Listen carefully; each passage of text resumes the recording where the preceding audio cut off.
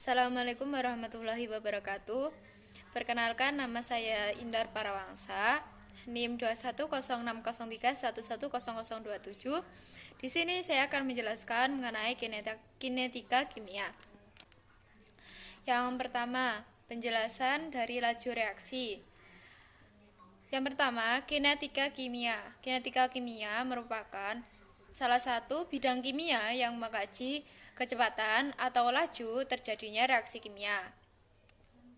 Sedangkan di sini kinetika merujuk pada laju reaksi, yaitu perubahan konsentrasi reaktan atau produk terhadap waktu dengan satuan molar per sekon. Dinyatakan dengan persamaan umum reaktan menghasilkan produk. Persamaan di atas ini memberitahu bahwa selama berlangsungnya suatu reaksi, molekul reaktan bereaksi sedangkan molekul produk terbentuk. Selanjutnya, contoh senyawa A menghasilkan senyawa B. Menurunnya jumlah molekul A dari contoh persamaan reaksi dan meningkatnya jumlah molekul B seiring dengan waktu. Jadi untuk reaksi A menghasilkan B, kita dapat menyatakan laju sebagai berikut. Yang pertama, laju sama dengan minus delta konsentrasi A per delta T. Tanda minus yaitu menunjukkan jumlah reaktan yang semakin berkurang. Yang kedua, laju sama dengan delta konsentrasi B per delta T. Dalam laju kedua tidak terdapat tanda minus karena jumlah molekul B semakin meningkat. Selanjutnya, gambar grafik laju reaksi. Nah, pada gambar grafik laju reaksi tersebut menyatakan bahwa yang pertama terdapat grafik yang garisnya menurun, yaitu menunjukkan molekul A. Molekul A mengalami penurunan. Artinya semakin berjalannya waktu, molekul A maka akan semakin berkurang. Kemudian yang garis satunya menunjukkan garis molekul B yang semakin meningkat karena dengan seiringnya berjalannya waktu maka akan menambah jumlah molekul B. Selanjutnya terdapat titik setimbang, yaitu waktu saat setimbang di mana laju pembentukan produk dan reaktan sama. Selanjutnya, hukum laju. Salah satu cara untuk mengkaji pengaruh konsentrasi reaktan terhadap laju reaksi ialah dengan menentukan bagaimana laju awal bergantung pada konsentrasi awal. Nah, selain itu, mungkin saja terjadi reaksi balik seperti produk menjadi reaktan. Kan sebenarnya seharusnya reaktan menghasilkan produk. Nah, reaksi yang produk menghasilkan reaktan akan menyebabkan error dalam pengukuran. Adapun suku K ialah konstanta laju, yaitu konstanta kesebandingan antara laju reaksi dan konsentrasi reaktan. Persamaan ini disebut hukum laju, persamaan yang menghubungkan laju reaksi dengan konstanta laju dan konsentrasi reaktan. Nah, berikut adalah persamaan laju. Kemudian hukum lajunya berbentuk laju sama dengan konstanta kali konsentrasi A pangkat X kali konsentrasi B pangkat Y. Jika kita mengetahui nilai K, X, dan Y serta konsentrasi A dan B, kita dapat menggunakan hukum laju untuk menghitung laju reaksi. Seperti halnya dengan K, X, dan Y. Juga harus ditentukan melalui percobaan. Nah, jumlah dari pangkat-pangkat setiap konsentrasi reaktan, yaitu konsentrasi A, kan terdapat pangkat X. Terus konsentrasi B terdapat pangkat Y. Nah, itu disebut dengan order reaksi, yaitu jumlah dari pangkat-pangkat setiap konsentrasi reaktan yang ada dalam hukum laju. Kemudian hubungan antara konsentrasi reaktan dan waktu. Yang pertama yaitu reaksi orde pertama. Reaksi orde pertama ialah reaksi yang lajunya bergantung pada konsentrasi reaktan dipangkatkan dengan 1. Dalam reaksi orde pertama dari jenis lajunya ialah A menghasilkan produk. Laju sama dengan minus delta konsentrasi A per delta T. Dari hukum laju, kita juga mengetahui bahwa laju sama dengan konstanta kali konsentrasi A. Selanjutnya, kita dapat menentukan satuan dari konstanta laju K orde pertama dengan transposisi, yaitu konstanta sama dengan minus delta konsentrasi A kali 1 per konsentrasi A kali delta T. Selanjutnya, dengan menggunakan kalkulus, kita dapat menunjukkan persamaan bahwa ln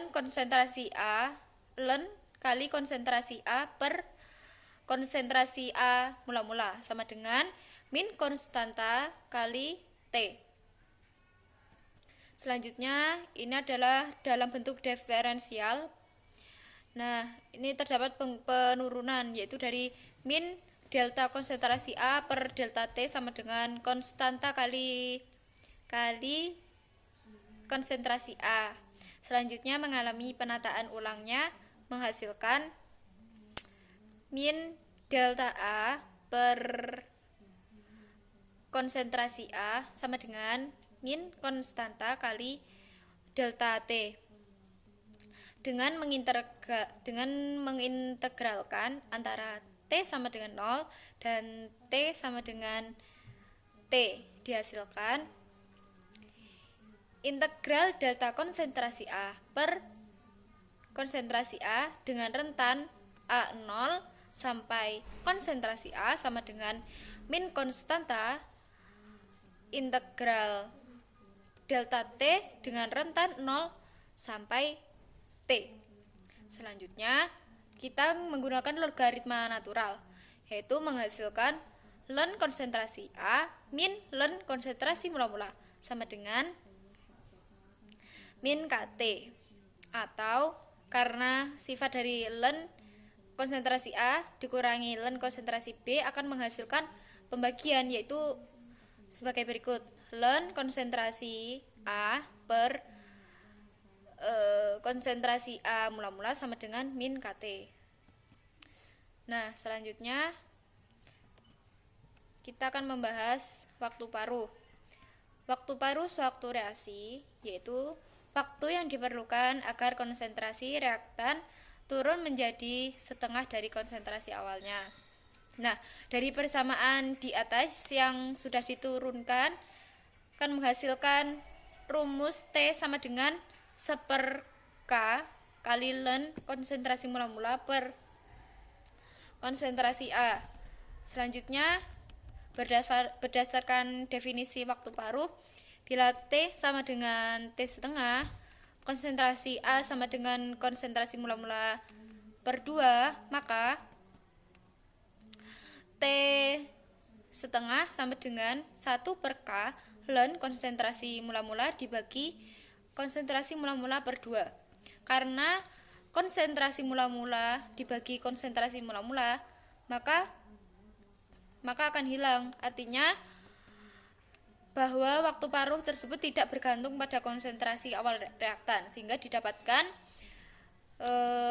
T setengah sama dengan 1/K ln 2 kali ln 2 sama dengan, karena nilai dari ln 2 itu 0,693, sehingga ln 2 hilang diganti dengan 0,693/K. Selanjutnya, kegunaan waktu paruh atau T setengah sama dengan ialah untuk memperkirakan besarnya konstanta laju. Artinya, semakin singkat waktu paruh, maka semakin besar nilai K. Selanjutnya, reaksi orde kedua. Reaksi orde kedua ialah reaksi yang lajunya bergantung pada konsentrasi salah satu reaktan dipangkatkan 2 atau pada konsentrasi dua reaktan yang berbeda yang masing-masingnya dipangkatkan 1. Nah, contoh reaksinya A menghasilkan produk dengan laju sama dengan minus delta konsentrasi A per delta T. Selanjutnya dari hukum laju sama dengan konstanta konsentrasi A pangkat 2 karena yang dibahas adalah orde 2 sehingga pangkatnya 2. Seperti sebelumnya, kita dapat menentukan satuan konstanta dengan menuliskan K sama dengan laju per konsentrasi A dipangkatkan 2 sama dengan molar per detik per molar kuadrat sama dengan 1 per molar kali detik.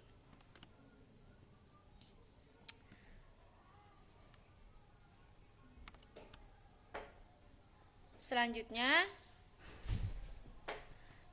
jika menggunakan masing-masing pangkat 1, contohnya senyawa A ditambah B menghasilkan produk.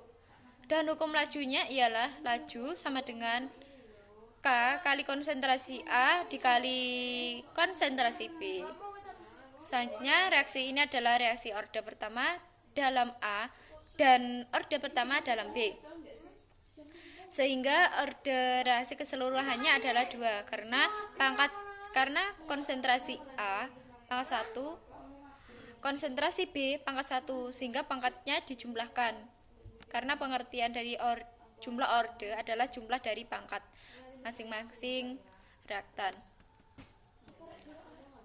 Selanjutnya dengan menggunakan kalkulus kita dapat memperoleh rumus berikut untuk reaksi orde kedua.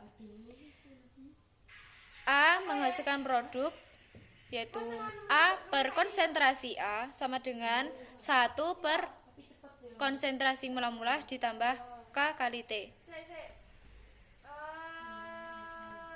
Selanjutnya hasil akhir kita dapat menentukan rumus T setengah sama dengan 1 per K konsentrasi 0. Dinyatakan bahwa waktu paruh reaksi orde kedua berbanding terbalik dengan konsentrasi reaktan awal.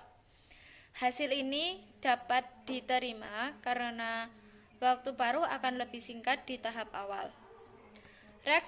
Di tahap awal reaksi, ketika terdapat lebih banyak molekul reaktan yang saling bertumbukan.